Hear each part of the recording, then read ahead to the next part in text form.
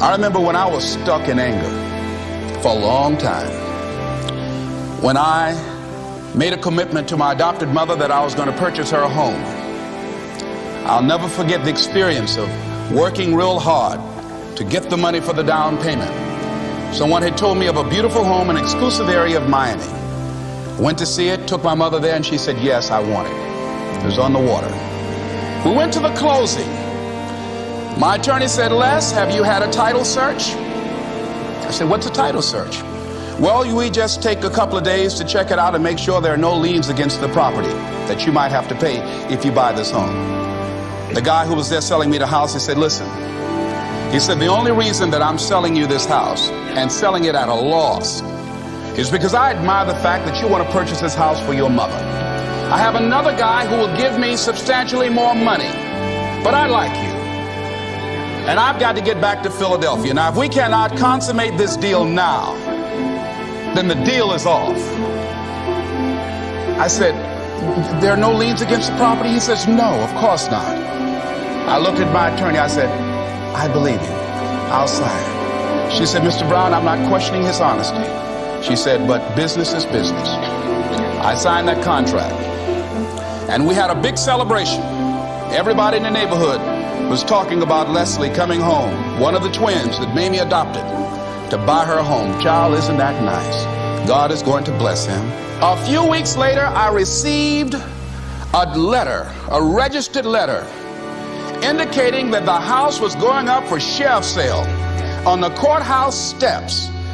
A man had filed a $12,000 lien against the property because the previous owner owed him that money. And if I did not come up with $12,000 in 30 days, he was going to sell the house to the highest bidder. I called this man and said, Mister, my name is Les Brown. I purchased this house. I had nothing to do with your prior bill. He said, that's not my problem. He said, you should have had a title search. I said, can you give me time? I said, my mother is an older lady. She has a bad heart. And I said, please. I said, if you just give me the time, I don't know how I'm going to do it with the house note and everything else, but I think I can pay you at least $2,000 a month. And within 6 months, somehow I will pay you your money. He said, no, I want it all in 30 days or you get out. I did everything I could, racked my mind thinking about how I could get $12,000 because I took everything I could to get the money just for the down payment and the closing. I finally had to face the reality that I wasn't going to be able to do it. I was up around 2 o'clock in the morning, walking back and forth, thinking, how was I going to tell my mother this? My children were there in the room sleeping all night long. I agonized over this. I lost over 23 pounds. Pretty soon I went in the room where my mother was sleeping. And I said, Mama, I got down on my knees by the bed. I said, Mama, I got to talk to you. And she said, what's wrong? I said, Mama, I said, we got to get out the house. I said, in my haste to buy the house, I made a mistake. She said, that's all right, baby. I didn't like this house anyhow.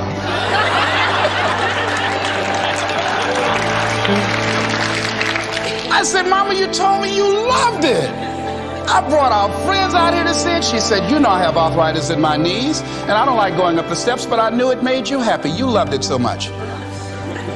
I said, Mom, I've lost 23 pounds agonizing over this. Well, we had to pack up and go back to the old house down the street from Northwestern High School in Liberty City. All those neighbors who came out and saw us leave,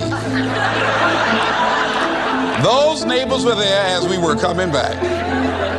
We went in the house, the roaches were playing cards, saying, come on in and take a hand.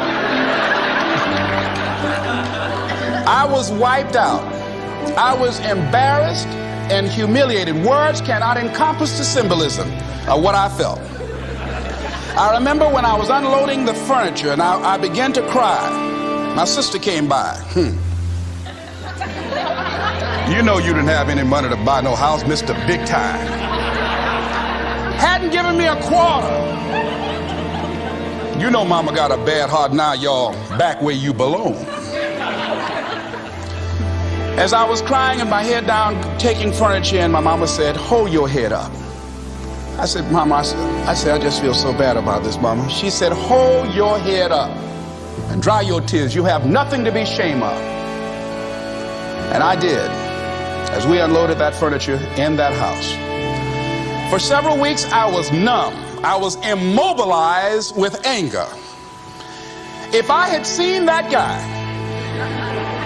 I was thinking about flying to Philadelphia. I had all kind of dreams about him. And I didn't want to hit this guy here. Hitting would have been too good for him. I just wanted to just grab him and just bite him. They'd have found him. They say, well, we found this guy just chewing on him. Beating would have been too good for him. I'd have just bit him every time he... I'd have been like a Doberman pinscher. Yeah? God would have said, I thought I made everything, but I don't know where this came from. I was reading a book on forgiveness. And they had a line in there that says, forgive and grow. I had to let that luggage go. You see, your mind is you know, when you go into a service station to get gas, you don't go in there and just start pumping. When you push the lever up, it clears the previous bill. By the same token, if you want to begin to move, you've got to clear your mind of all the unnecessary luggage and baggage that's weighing us down. I couldn't move. I couldn't think about what am I going to do to get out of this situation, because I was so concerned about what happened and what he did to me and how bad it was. I was so stuck in that I couldn't even focus on what I should have done. Feeling sorry for myself and angry, and none of that was taking me anywhere. So pretty soon I learned through effort, made a conscious, deliberate, determined effort. I had to let it go. I had to forgive it. Let it go and begin to focus on developing myself. And I say to you, you're going to have people to do things to you. Things are going to happen to you. And the most important thing to do is to harness your will and let it go and move so you can grow, so you can get on with your life.